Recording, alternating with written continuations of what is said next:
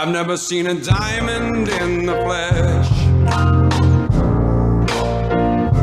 I cut my teeth on wedding rings. Dude, that's pretty cool. Man, that is a, I'm just that is a sad sad clown. clown. My address. Dude, that's pretty good. This is the GLUE-OOM, bringing you weekly interviews with F3 Omaha packs, exploring their F3 experiences and finding those sticky elements that create the glue in the GLUE-OOM.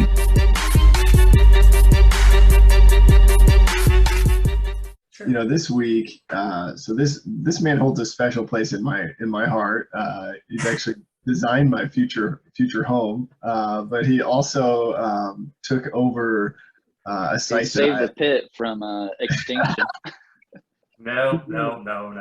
He started all of the greatness at the pit, and I've just continued to watch this guy engage. And so, Gunnar, we're excited to just have a chance to talk with you today and learn about you, man, and share with the packs sort of what's behind the high impact man that we all know as Gunnar. I know you've participated in a lot of different events and have been around F3 Omaha for 3 years.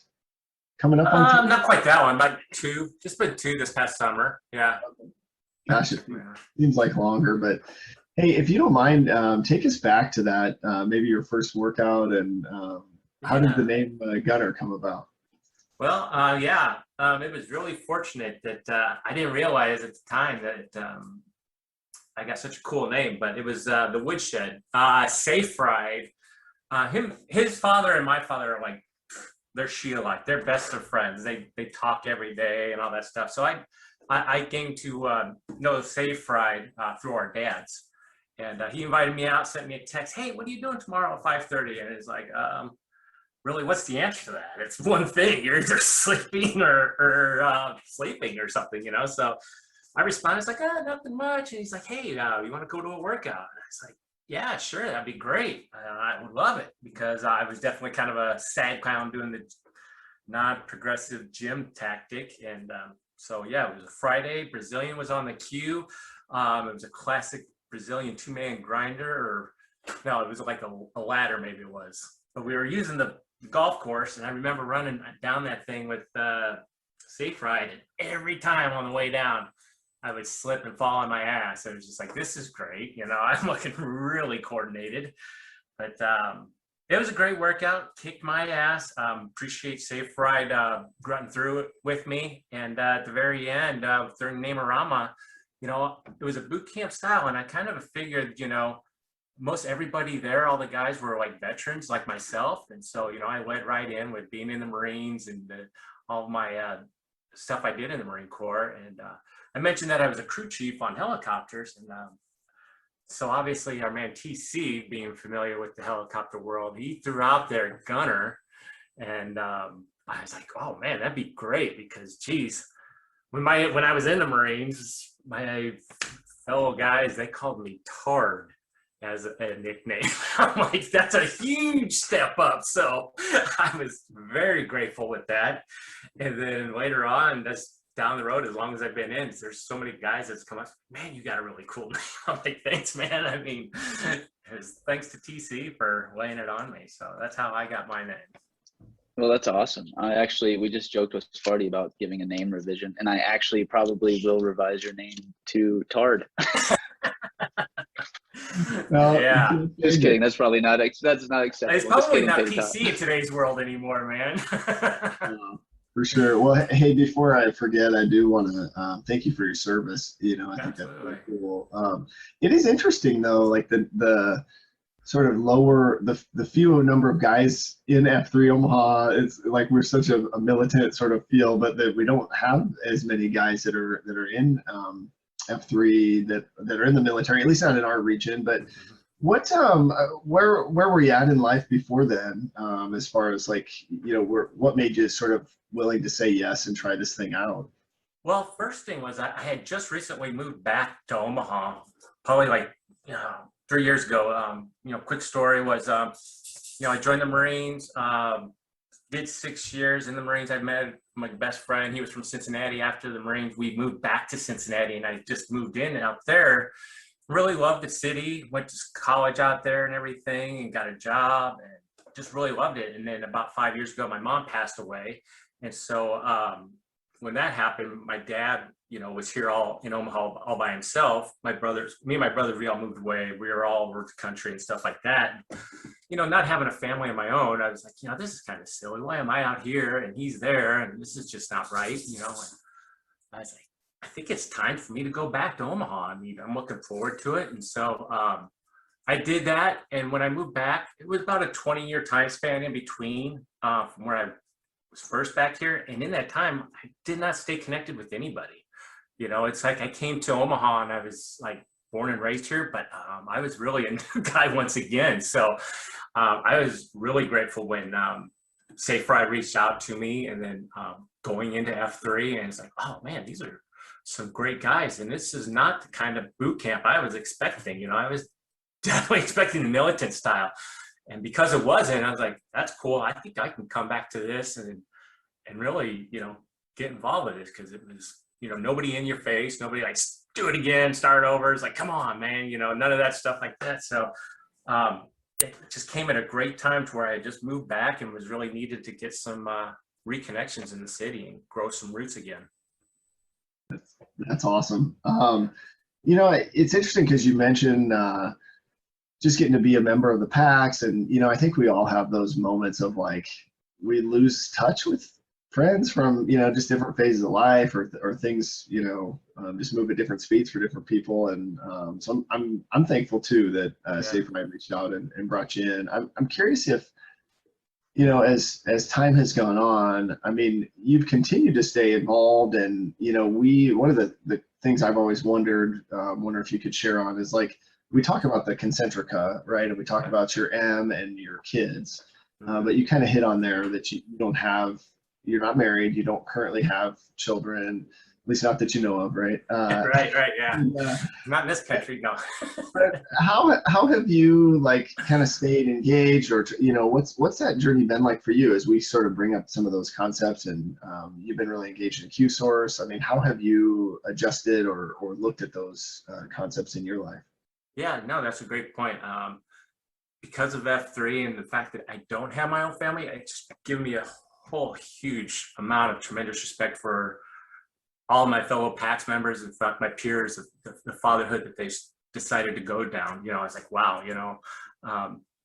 I kind of wimped out and decided I'm not doing that. I had so many kind of guys in the Marines like, don't ever get married, don't ever get married. It's like, okay, I won't. And kind of, I just never took to that lifestyle, I guess. And so it's one of those things. It's just like, man, what those guys have to kind of sacrifice is just so extraordinary in my mind that it's just, I just really have the utmost respect. And because of that, I do have a lot of spare time, obviously, that a lot of the PAX members don't have. So it's like, because I don't have my own 2.0s or anything like that, it's definitely forcing me to reevaluate. It's like, I have to admit, there is one thing I have, and it is time. So therefore I need to do something more with it. I mean, I do need to once again accelerate. And listening to, I went back and listened to Sparty's podcast that he did with you guys. And it's like all the talk that he had,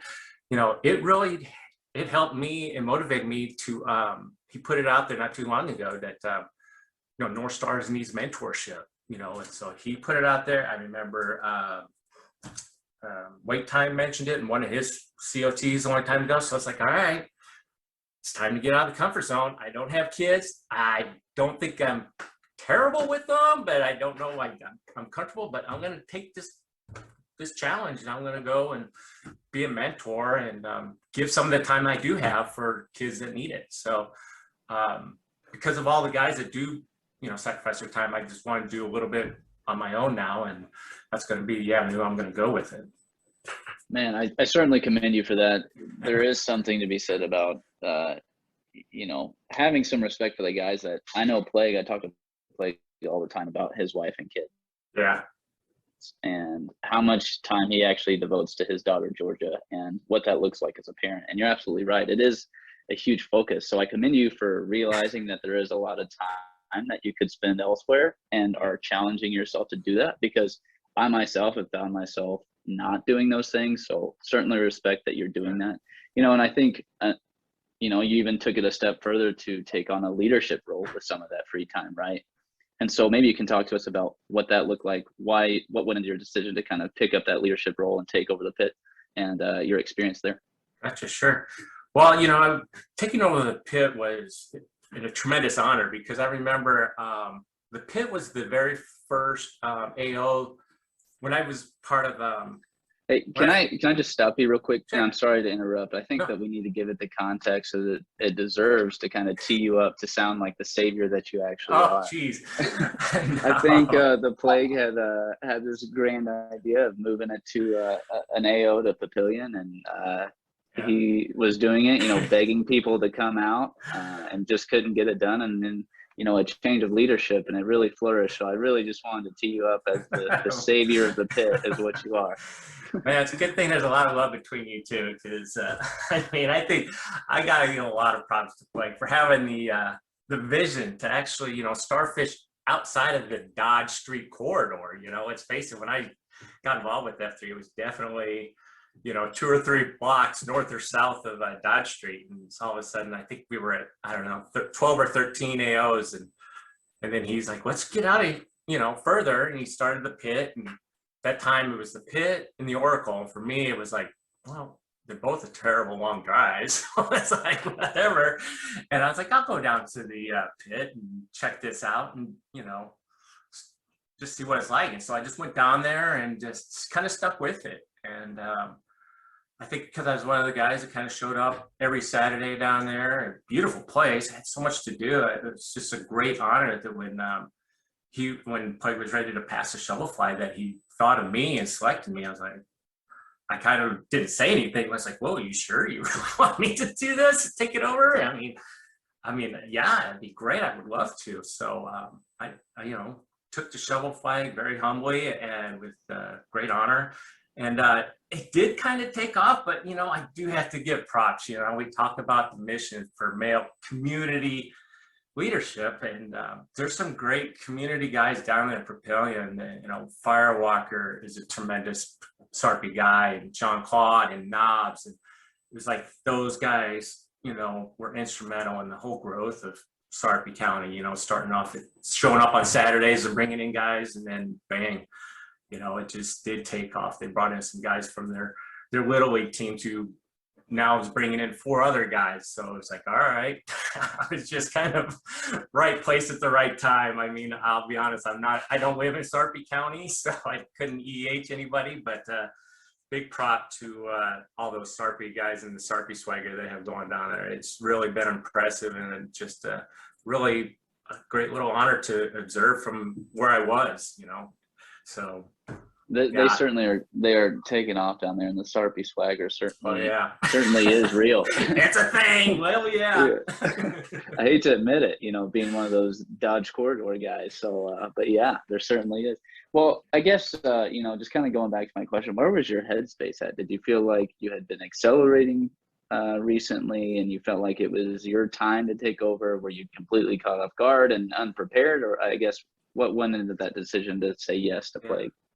I think it was, you know, did I feel I was prepared? No, but at the same time, I just, you know, Plague had opened up to me. We had text back and forth a few times. Hey, great job. I would say great COT. And I just really admired what he was doing. I knew he had, you know, started up Paradise Island. He also now started up a second AO. I'm like, man, this guy is, you know, F3 top notch. He's up there, you know?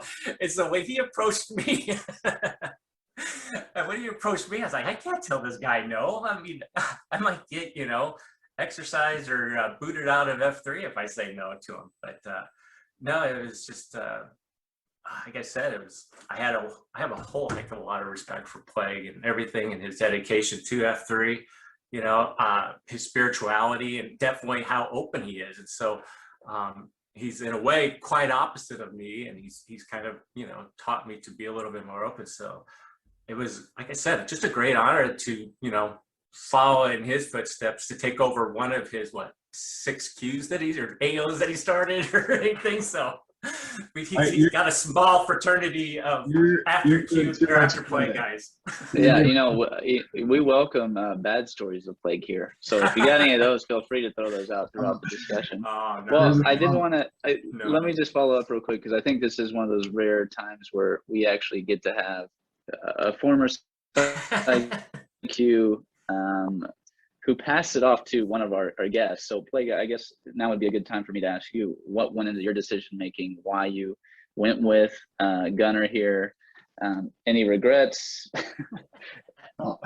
No, you know, to be honest, I think at the time we were looking for somebody that was consistent. We were looking for somebody that had a strong history of leadership, that was, you know, sticking to our core principles. We were also, because the pit had terrible winter quarters, I was like, who came to the pit during the winter time?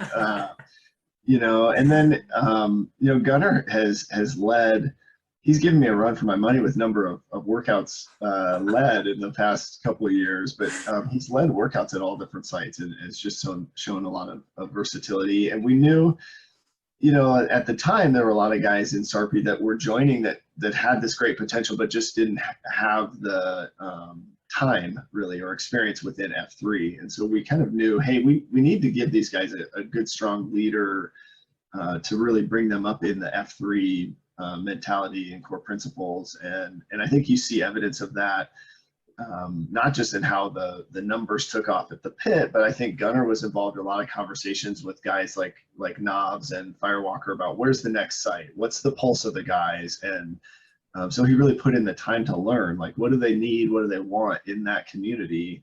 And even I think took it a step further this last summer to bring QSource down to the pit and move the workout time to 6 a.m. I mean, just continuing to stay engaged with those guys, and we could see that in Gunnar from the moment he joined. You know, I think QSource is something for me when I participate in that. You get to hear how open a guy is to sharing and being vulnerable, and then you also get to hear like what a guy has been through and what they've learned through their life experiences that they're applying on a day-to-day basis. And Gunnar has consistently participated and shared that, you know, and so I think that there's a lot that went into it. It also, you know, I was talking to Tater in wait time about closing the pit. You know, I was like, this isn't working, we got to close it.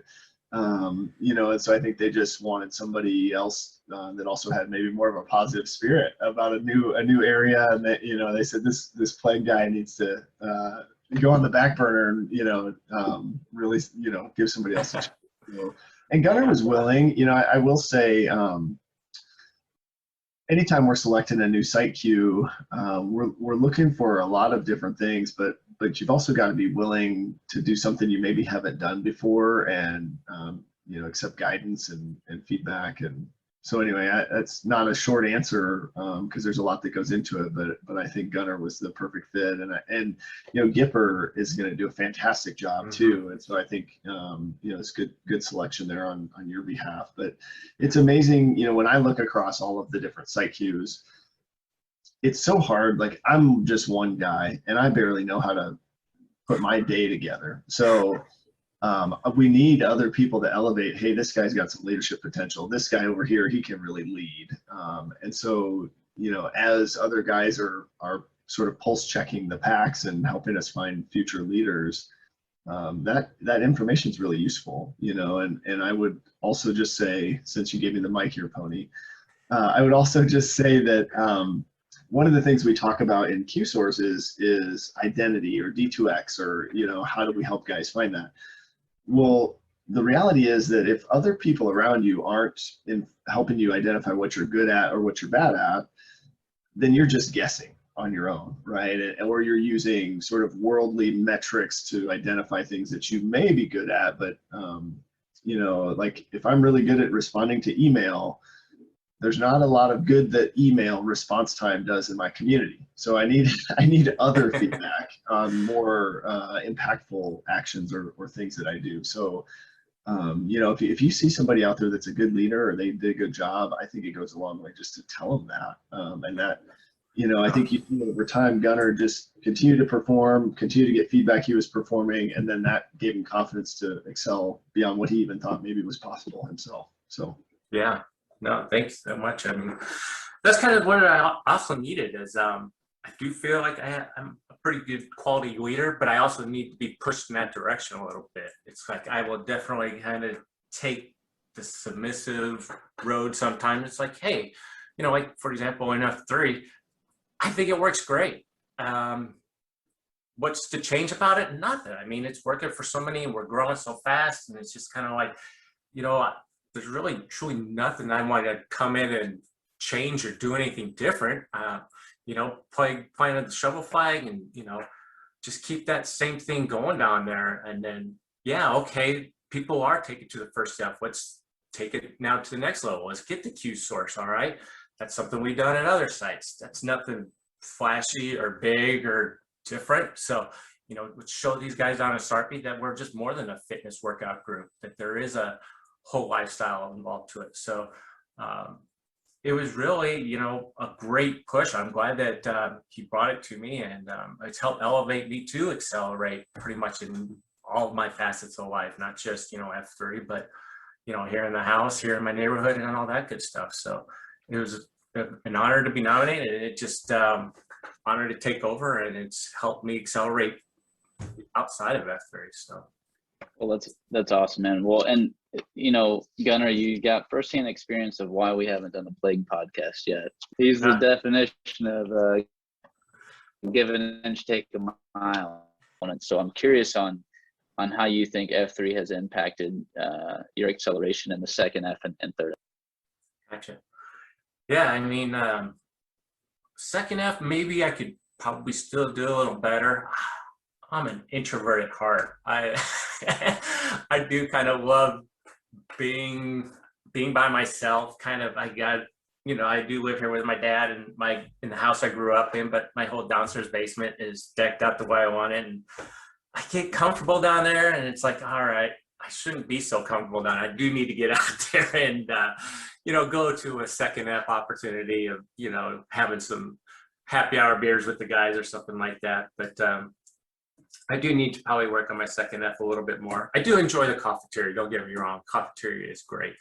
But now that, you know, I've kind of graduated being an AO, it's definitely time for me to, I think, step up my third F game. I think with what Spari has done has been tremendous, and that's why it's encouraged me to go out there to North Star and be a mentor. I definitely love doing some of the stuff that Wentworth puts out there for Heartland Hope. I mean, it's crazy, but going down there doesn't even seem like a third F opportunity anymore. It's just kind of fun to do.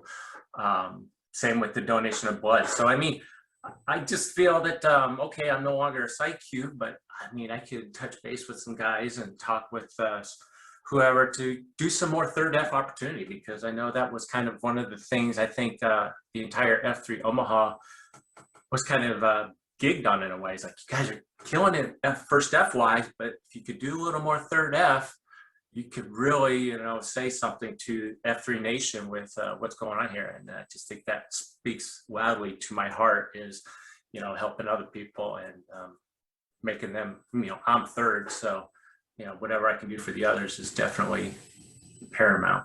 So.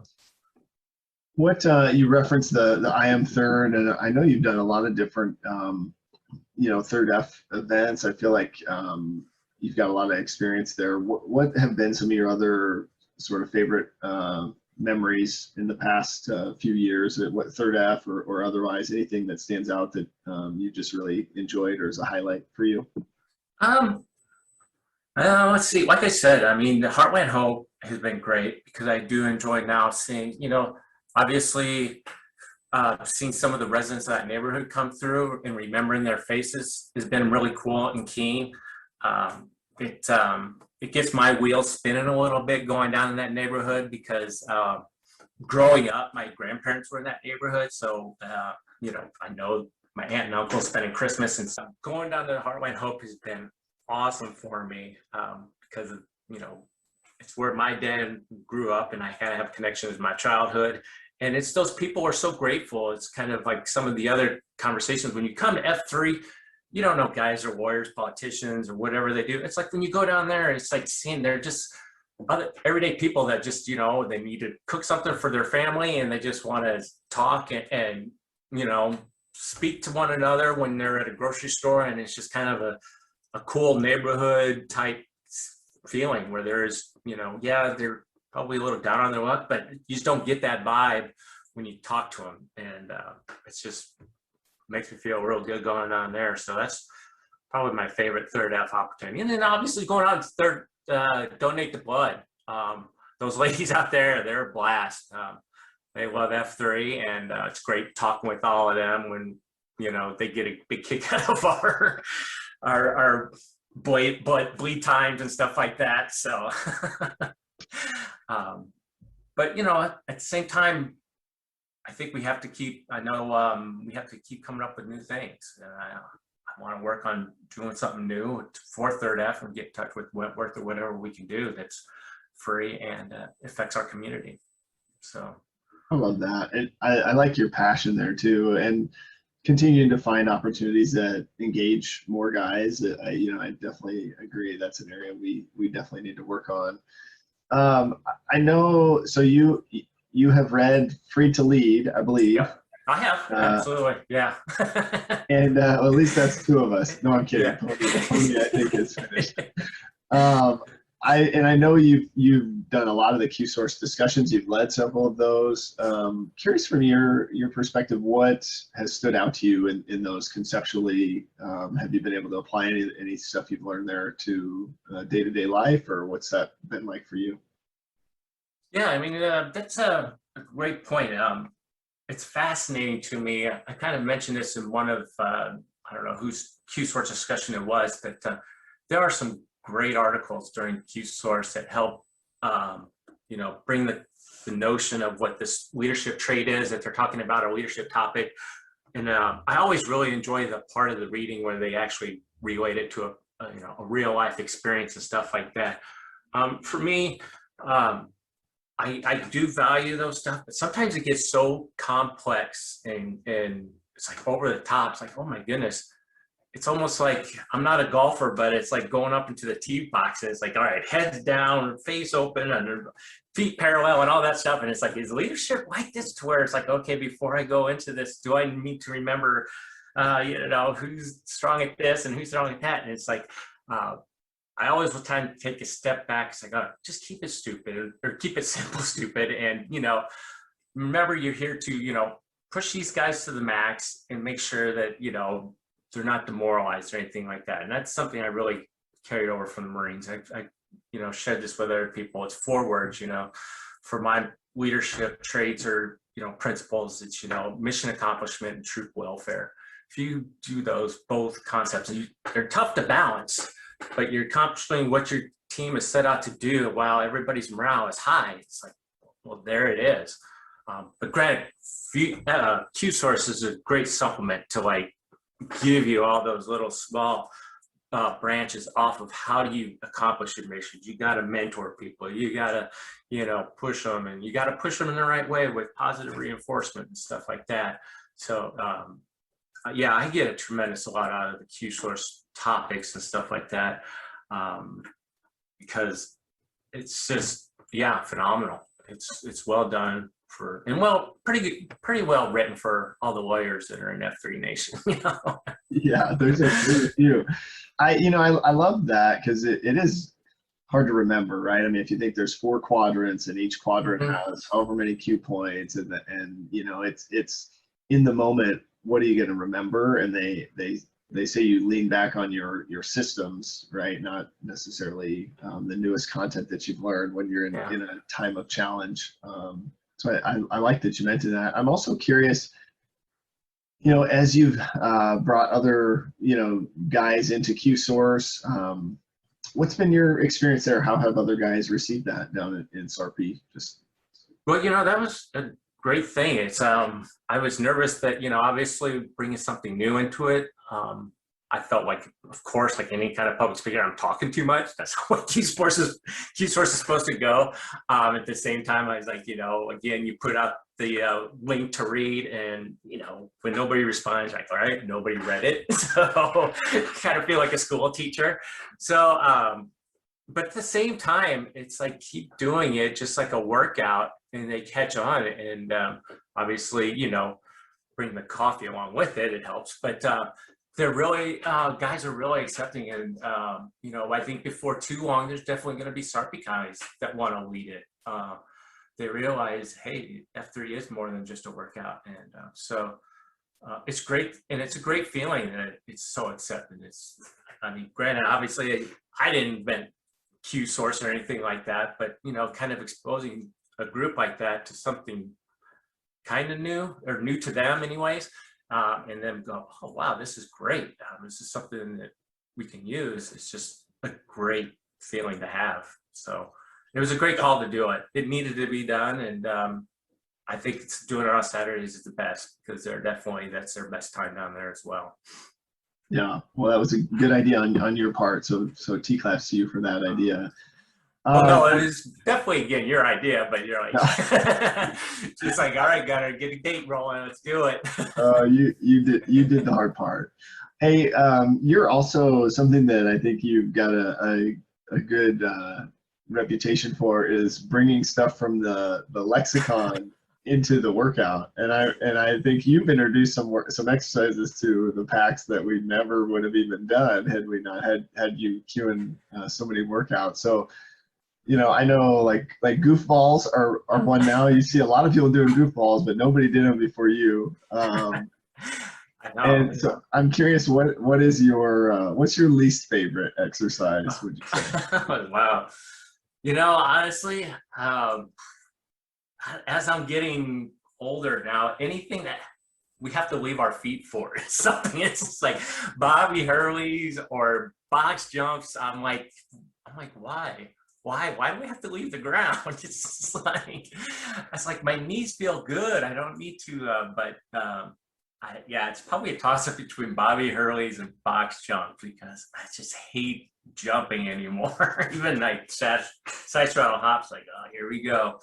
But no, yeah, I know probably this is on everybody's mind, because really every day at the pit is Gunner's birthday. But when is your actual birthday, just so people know? Yeah, it's actually it's in 1 month. It's October 7th. Yeah. Okay, October 7th. Yeah, I think if you forget, you could go to the pit's Twitter handle. It has got my birthday, because before I was getting ready to hand off the Twitter handle to Gipper, I saw the date or something was blank. I'm like, you know what? I will put a date of birth. I'll put when we first started the pit. That'll be cool. You know, that way it was, you know, everybody will kind of have it right there. So I put, you know, June or July 20th, 2019. You know, it just started a couple years ago. Cool. And then bam, Twitter shut it down, because it's like, you cannot, I didn't realize it, but you have to be 13 years or older to actually have a Twitter account. And so I had to contact Twitter support to get them to unlock the pit's Twitter handle. And in order to do that, I had to send a picture of my driver's license with my date of birth on it. So Twitter put my birth date in the pit's Twitter handle, because I had to prove it was the pit's over 13 years old. That's perfect. Now are you gonna be Respect? You've got 2 more years? It'll be 1 more. I'll be 49 in a month. So okay. Yeah. We'll have to keep that on our calendar. Well, I know you've seen a lot of different F&Gs, and you've helped a lot of other guys sort of expand their leadership and growth within F3. So I'm curious your insight or encouragement, advice for the new guy, or maybe it's the packs when a new guy shows up. You know, I've often wondered how could we better approach that to make people feel more a part of the group. But any insight or encouragement, advice you would give there? I mean, that was what got me to come back, was the encouragement, you know, because when I did that first workout there next to Safe Ride, slipping on my ass every time and kind of holding him up, we were definitely the 6th, and I knew Safe Ride was in better shape than that. And the guys were all, great job, hey, good to go. And it was just like, man, that's what brought me back, was the anti-boot camp mentality of no matter how badly you personally feel about doing it, you know, don't feel bad about it. Keep coming out. It's encouraging. That's what this is about. It's we're gonna have enough bad things out there to face every day. We don't need to face it here in the next 45 minutes when we're together. So it's just kind of like you said, the first quadrant of this whole F3 is to get right. And that's what this 45 minutes at 5:30 in the morning is for you to come out here to get right. And all the guys you're going to see are going to encourage you, no matter if you do stop or anything like that. It's like, you know, this is your time, 45 minutes, get right, and to come back out and do it again with us the next day, or when you're able to. I mean, I definitely wasn't an everyday guy right away, but you have the positive reinforcement and accolades and the pats on the back and encouragement, the text, and all that stuff that seems so minor is so huge and monumental that it's fabulous. That's the way to keep guys coming out. Remembering their names and all that little stuff, that goes a long way. When some of that goes into the troop welfare portion of what you talked about, right? It's just how do you keep tabs on all the guys that are a part of that, part of the troop, you know? Right. I think that's what's been very beneficial for me too during this huge growth period. It's fortunate that here I live in Douglas County and was, you know, a SARPy pit or AO to where I was able to go back and forth and meet so many of the new guys this past year, working out Monday through Friday here and then going down in South. It's like, yeah, we have got a lot of new people, but not new guys. But yeah, I still know their names and remember their names and stuff like that. Now, granted, now that I'm out of it, I have to make a stronger effort and head out and see what Millard Mojo's like and all that kind of stuff. So, but yeah, it was really fortunate timing for me to be a SARPy AL and work out here in Omaha. Love it. Well, Gunnar, we've covered a lot, and I really appreciate all of your insight, just how to keep things simple and you know, really how to live third. I'm curious if there's any other thoughts or insight or things that you would share, or things that you feel like the pack should know. Oh, yeah, I mean, I appreciate you giving me the last word. I'm again very humbled that you guys thought about me to showcase me for this 45 minutes. I do like to really play it under the radar. I mean, that's my preference, but